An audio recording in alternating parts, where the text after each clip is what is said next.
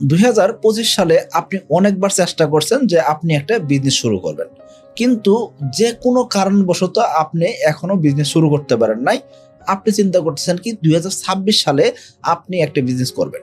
এখন 2026 সালে এমন কোন বিজনেস করা যায় যেই বিজনেস থেকে আপনি অনেক বেশি প্রফিট করতে পারবেন, অথবা 2026 সালে বুম করবে বা 2026 সালে খুব ভালো করা যাবে, এরকম কোন বিজনেস আছে? আমি আপনাকে সেই বিজনেস সম্পর্কে ধারণা দিব, যেই বিজনেস 2026 সালে খুব ভালো করবে এবং কি সেই বিজনেসের ভিতরে কোন কোন ক্যাটাগরি বিজনেস সবচেয়ে ভালো করবে সেই সম্পর্কেও জানার চেষ্টা করব। তো চলুন শুরু করা যাক।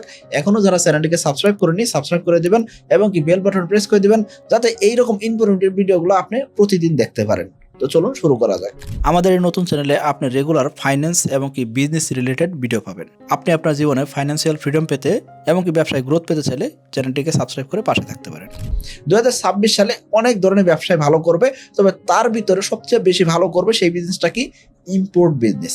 অর্থাৎ যে কোনো দেশ থেকে অন্য একটা দেশ যখন প্রোডাক্ট পারচেস করে নিয়ে আসে বা প্রোডাক্ট আমদানি করে নিয়ে আসে, সেটাকে বলা হয় কি? Import business. সো এই ইম্পোর্ট বিজনেস বা আমদানি বিজনেস, এই জিনিসটা কিন্তু 2026 সালে খুব ভালো করবে। বিশেষ করে দুইটা সেক্টরে খুব ভালো করবে। এক নম্বর হলো কি? লাইফস্টাইল এবং কি ফ্যাশন আইটেম। দ্বিতীয় যে জিনিসটা ভালো করবে সেটা কি? Baby product. এই দুইটা জিনিসে 2026 সালে দেখবেন কি ইম্পোর্ট বিজনেসের ক্ষেত্রে খুব ভালো একটা বিজনেস করতে পারবেন। দেখুন, একটা সময় মানুষ কি করতো? একটা প্রোডাক্ট কিন্তু সেই প্রোডাক্ট 5 বছর 10 বছর যাতে ব্যবহার করা যায় এই চিন্তা করতো। কিন্তু বর্তমান সময়ে মানুষ কি করতেছে? প্রতিনিয়ত জিনিসপত্র চেঞ্জ করতেছে। অর্থাৎ এক্সচেঞ্জ করা বা পরিবর্তন করা, এই জিনিসটা কিন্তু মানুষের ভিতরে বেশি দেখা যাচ্ছে। যার কারণে দেখবেন কি কোনো একটা ফ্যাশন বা লাইফস্টাইল বেশি দিন টেকে থাকে না। নতুন নতুন ট্রেন্ড আসে, নতুন নতুন জিনিস পরিবর্তন হয়ে থাকে। এই জিনিসটাকে কাজে লাগিয়ে আপনি ফ্যাশন এবং কি লাইফস্টাইল জিনিসপত্র আমদানি করে বাংলাদেশে বিক্রি করতে পারেন বা বাংলাদেশের কাস্টমার কাছে পৌঁছাতে পারেন, এবং কি কনজিউমারের সংখ্যা অনেক অনেক, যার কারণে আপনি দ্রুত সময় কিন্তু কাস্টমার কাছে পৌঁছাতে পারবেন এবং কি ইম্পোর্ট বিজনেসে অনেক বেশি প্রফিট থাকে। সো আপনি এই ব্যবসাটা শুরু করতে পারেন। এখন আপনি বলতেন ভাই, এই যে ফ্যাশন আইটেম বলতেছেন বা লাইফস্টাইল রিলেটেড প্রোডাক্ট বলতেছেন, এই ক্ষেত্রে কি কি হইতে পারে? জুতা হইতে পারে, স্নিকার্স হইতে পারে, ব্যাগ হইতে পারে, কসমেটিক্সের জিনিসপত্র হইতে পারে, এর পাশাপাশি লেদারের আইটেম হইতে পারে, যে জিনিসগুলো দেখতে খুব সুন্দর এবং কি মানুষের জীবনে আসলে কাজে আসবে, এই ধরনের প্রোডাক্ট কিন্তু খুব বেশি চলতেছে। 2026 সালে এই প্রোডাক্টের চাহিদা কিন্তু অনেক অনেক বেড়ে যাবে। দ্বিতীয় যে ক্রাইটেরিয়ার প্রোডাক্টের কথা বলতেছি সেটা কি? Baby product. এই প্রোডাক্টের চাহিদা 2026 সালে খুব বেশি থাকবে এবং কি এই জিনিসের চাহিদা সবসময় ছিল, 2026 সালে আরো বেশি থাকবে। কারণ কি? ইম্পোর্ট প্রোডাক্ট অর্থাৎ ইউনিক প্রোডাক্ট, এই জিনিসগুলো কিন্তু বাচ্চারা দেখতে পছন্দ করে বা বাচ্চারা খেলতে পছন্দ করে। দেখবেন কি আজকালকার বাচ্চারা কি করে? শর্টস দেখে, রিলস দেখে, এগুলাতে বিভিন্ন ধরনের নতুন নতুন প্রোডাক্ট দেখে। এই প্রোডাক্টগুলো যখন তাদের সামনে থাকবে, এই ক্ষেত্রে বাচ্চারা ক্রিয়েটিভ হবে, এই চিন্তা ভাবনা করে বাবা মারা কিন্তু এই প্রোডাক্টগুলো পারচেস করবেন। সো আপনি এই সেক্টরে ব্যবসাটা করতে পারেন। এখন আপনার প্রশ্ন হতে পারে, আমি যে ইম্পোর্ট বিজনেস করব বা আমি যে প্রোডাক্ট আমদানি করব, সেক্ষেত্রে কিভাবে আমদানি করতে হয় বা কি কি জিনিসপত্র দরকার হয়? সর্বপ্রথম যে জিনিসটা দরকার হয় সেটা কি? বিন সার্টিফিকেট দরকার। 2 নাম্বার যে জিনিসটা দরকার হবে, 3 নাম্বার দরকার হবে। তৃতীয় যে জিনিসটা দরকার হবে সেটা কি? IRC import registration certificate. এই জিনিসটা অবশ্যই আপনার দরকার হবে। 4 নাম্বার একটা কারেন্ট অ্যাকাউন্ট দরকার হবে। যদি আপনি বেশি বেশি প্রোডাক্ট আমদানি করতে চান, সেই ক্ষেত্রে অবশ্যই এলসি ফ্যাসিলিটি থাকতে হবে। এর পাশাপাশি কাস্টম ক্লিয়ারেন্স নলেজ থাকতে হবে। অর্থাৎ প্রোডাক্ট বাংলাদেশে আসার পরে কেমনি সেই জিনিসটা কাস্টমস থেকে সারাই নিয়ে এসে আপনার গোডাউনে বা আপনার দোকানে নিয়ে আসবেন, সেই জিনিসটা আপনার জানতে হবে। এই ক্ষেত্রে ক্লিয়ারিং এবং কি ফরওয়ার্ড এজেন্ট থাকলে সবচেয়ে ভালো হয়। এখন প্রশ্ন হতে পারে যে আমি যে প্রোডাক্ট আমদানি করব, সেক্ষেত্রে কিভাবে আমদানি করব? আমদানি করার জন্য সর্বপ্রথম আপনি কি করবেন? বাজারের চাহিদা দেখবেন। এই যে আমি যে কথাগুলো বললাম, এর সাথে মিলায়ে আপনি রিসার্চ করেন আসলে কোন কোন প্রোডাক্টের চাহিদা বেশি আছে এবং কি স্পেসিফিক কোন প্রোডাক্টটা নিয়ে আসলে আপনি ভালো করতে পারবেন, সেই জিনিসটা আপনি খুঁজে বের করেন। তাহলে আমাদের পণ্য সিলেকশন হয়ে গেল, অর্থাৎ উইনিং প্রোডাক্ট বা যে প্রোডাক্ট নিয়ে আসলে দ্রুত বিক্রি হবে, এই প্রোডাক্ট আমাদের সিলেক্ট করতে হবে। এখন প্রোডাক্ট সিলেক্ট করার সাথে সাথে এই প্রোডাক্ট আমরা আমদানি করব না। আমদানি করার আগে বাংলাদেশ গভর্নমেন্ট কি নীতি নির্ধারণ দিচ্ছে সেটা আপনাকে জানতে হবে। অর্থাৎ এই প্রোডাক্ট আমদানি করা যাবে কি করা যাবে না, সেটা আপনাকে ভালোভাবে জেনে নিতে হবে। দ্বিতীয় যে কাজটা করতে হবে সেটা কি? আপনাকে অবশ্যই সাপ্লায়ার খুঁজতে হবে। কোন সাপ্লায়ার থেকে আপনার প্রোডাক্টটা নিয়ে আসবেন সেটা আপনাকে খুঁজে বের করতে হবে।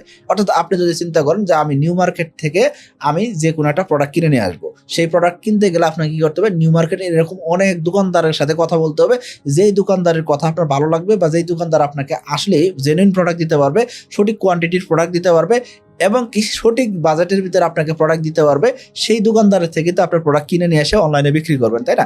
একই জিনিস আপনি দেশের বাইরে থেকে কোনো একটা সাপ্লায়ার খুঁজে বের করবেন, যেই সাপ্লায়ার আপনাকে সঠিক প্রোডাক্ট দিতে পারবে এবং কি জেনুইন দামে দিতে পারবে, সেরকম সাপ্লায়ার আপনাকে খুঁজে বের করতে হবে। এখন সাপ্লায়ার খুঁজে বের করার সাথে সাথে আপনি আমদানি করবেন না, অবশ্যই আপনি কি করবেন, কিছু প্রোডাক্ট নিয়ে এসে আগে চেক করবেন সেই প্রোডাক্টের চাহিদা কেমন, সেই প্রোডাক্টের কোয়ালিটি কেমন, এবং সেই প্রোডাক্ট মার্কেটে লঞ্চ করে দেখেন যে এই প্রোডাক্টের চাহিদা কেমন আছে, সেটা আপনি যাচাই বাছাই করে তারপর আপনি কি করবেন, আমদানি করবেন। এই ক্ষেত্রে আপনি প্রি অর্ডার নিতে পারেন। অনেক বাবা মা কিন্তু প্রি অর্ডার দিতে পারে। আপনি অবশ্যই একসাথে অনেক প্রোডাক্ট নিয়ে এসে বিপদে যাতে না পারেন, অর্থাৎ অনেক প্রোডাক্ট স্টক হয়ে গেছে, আলটিমেটলি আপনার ক্যাশ ক্যাপিটাল নাই বা ওয়ার্কিং ক্যাপিটাল নাই, আপনি বিপদে পড়ছেন, এরকম যাতে না হয়। আপনি অল্প অল্প করে প্রোডাক্ট নিয়ে এসে দেখেন, বাজারের চাহিদা দেখেন, সেই অনুযায়ী আপনি কি করেন, আস্তে আস্তে ব্যবসাটাকে বড় করার চেষ্টা করেন। এখন আপনার প্রোডাক্ট মোটামুটি মার্কেটে ভালো চলতেছে বা মার্কেটে দেখলেন কি এই প্রোডাক্টের চাহিদা আছে, এক্ষেত্রে আপনি কি করবেন, ওই সাপ্লায়ারকে আপনি বলেন যে আপনি তার কাছ থেকে এত টাকার প্রোডাক্ট নিতেছেন বা এতগুলো প্রোডাক্ট নিতে চাইতেছেন, সেক্ষেত্রে তাকে আপনি এলসি করে দিয়েছেন অথবা টিটি করে দিয়েছেন। এতে করে কি হবে, আপনি জেনুইন প্রোডাক্ট পাবেন এবং কি আপনি সঠিক সময়ে প্রোডাক্ট পাবেন কিনা সেই নিশ্চয়তাটা নিয়ে আপনি কি করবেন, আপনি অর্ডারটা প্লেস করবেন। এই ক্ষেত্রে আপনার যদি নিজস্ব এজেন্ট ওই দেশে থাকে, সেক্ষেত্রে সবচেয়ে ভালো হয়। কারণ কি, এতে করে সে প্রোডাক্টের কিউসি করে দিতে পারবে বা প্রোডাক্টের কোয়ালিটি চেক করে দিতে পারবে। এতে করে আপনার প্রোডাক্ট ডিফেক্ট হওয়ার সম্ভাবনা কমে যাবে বা আপনি জেনুইন প্রোডাক্ট পাবেন, এটুকু আপনি নিশ্চয়তা পেতে পারেন। আমাদের এই নতুন চ্যানেলে আপনি রেগুলার ফাইন্যান্স এবং কি বিজনেস রিলেটেড ভিডিও পাবেন। আপনি আপনার জীবনে ফাইন্যান্সিয়াল ফ্রিডম পেতে এবং কি ব্যবসায় গ্রোথ পেতে চাইলে চ্যানেলটিকে সাবস্ক্রাইব করে পাশে থাকতে পারেন। 5 নাম্বার, শিপমেন্ট করা। দ্রুত সময়ে প্রোডাক্ট আমদানি করতে চাইলে বাই এয়ার করতে পারেন। আর যদি আপনি চিন্তা করেন না আমি আস্তে আস্তে নিয়ে আসবো বা ধীরে স্থিরে আসুক, কোনো সমস্যা নাই, আমার খরচ কমাইতে হবে, সেক্ষেত্রে আপনি সি শিপিং করতে পারেন, অর্থাৎ জাহাজের যে কার্গো সিস্টেম আছে সেই কার্গো সিস্টেমেও কিন্তু নিয়ে আসতে পারেন। 6 নাম্বার, এই যে আপনার প্রোডাক্ট বাংলাদেশে আসলো, এখনই কিন্তু আপনি রিসিভ করতে পারবেন না। এই ক্ষেত্রে আপনাকে কি করতে হবে, কাস্টমসের ডিউটি দিতে হবে।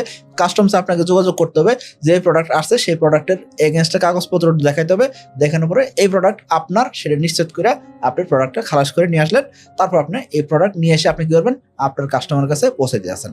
এই যে সিস্টেমটা, এই সিস্টেমটা একটু লম্বা সময় দরকার হয়। অর্থাৎ যদি বাই সি হয়, অর্থাৎ সি শিপিং বা কার্গো সিস্টেমে যদি নিয়ে আসেন, সেই ক্ষেত্রে 28 দিন থেকে 45 দিন পর্যন্ত সময় লাগতে পারে। এটা আপনাকে হিসাব করে নিতে হবে যে আপনি কোন মাধ্যম দিয়ে নিয়ে আসবেন, সেটা আপনাকে অবশ্যই আগে থেকে হিসাব করতে হবে। আর যদি আপনি প্রোডাক্টের খুব চাহিদা বেশি দেখতেছেন, এক্ষেত্রে আপনাকে বাই এয়ার মাধ্যম দিয়েও নিয়ে আসতে হতে পারে। আপনি যে প্রোডাক্টগুলো নিয়ে আসবেন, সেক্ষেত্রে কোন দেশ থেকে নিয়ে আসবেন, অনেকে চায়না থেকে নিয়ে আসতেছে, অনেকে ভিয়েতনাম থেকে নিয়ে আসতেছে, অনেকে থাইল্যান্ড থেকে নিয়ে আসতেছে, অর্থাৎ বিভিন্ন দেশ থেকে কিন্তু প্রোডাক্ট আমদানি করা যায়। আপনি জাস্ট অনলাইনে একটু ঘাটাঘাটি করেন, রিসার্চ করেন, দেখবেন আপনি সহজেই রাস্তা পেয়ে যাবেন যে কোন মাধ্যম দিয়ে আপনি প্রোডাক্ট আমদানি করবেন। একদম সহজ হয়ে গেছে। একটা সময় স্পেসিফিক কিছু ইম্পোর্টার শুধুমাত্র প্রোডাক্ট ইম্পোর্ট করতো, বর্তমান সময়ে কিন্তু অসংখ্য ইম্পোর্টার আছেন। আমি বলবো আপনাকে, আপনিও ছোট করে ইম্পোর্ট শুরু করতে পারেন। ইম্পোর্ট করতে খুব বেশি কষ্ট এমন না, আপনি চাইলে শুরু করতে পারেন। আশা করি বুঝতে পারছেন। সকলে ভালো থাকবেন, সুস্থ থাকবেন। আসসালামু আলাইকুম।